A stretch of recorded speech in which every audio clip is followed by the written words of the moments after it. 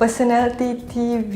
Okey, kalau saya nak pilih satu ataupun seorang personality TV yang memberi inspirasi sejak saya kecil adalah Wan Zaliha Razzie. Sebab bagi saya dia macam package personality TV yang lengkap. Dia dah siap, you letak dia kat mana-mana, dia boleh buat. Jadi sedikit sebanyak dia memberikan inspirasi kepada saya untuk membentuk diri saya seperti itu.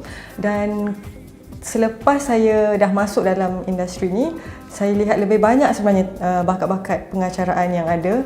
Jadi saya memandang tinggi kepada, tentunya salah seorangnya adalah mentor saya, Datuk Aznil Haji Nawawi, tak boleh lupa tu. Saya minat pengacaraan Awal Ashari dan juga Marion Conter, kerana bagi saya setiap kali mereka mengacara ada sisi diri mereka sendiri di sewaktu mereka mengacara. Maksudnya mereka menjadi diri mereka sendiri dan kita boleh lihat sedikit sebanyak waktu mereka mengacara personality mereka juga.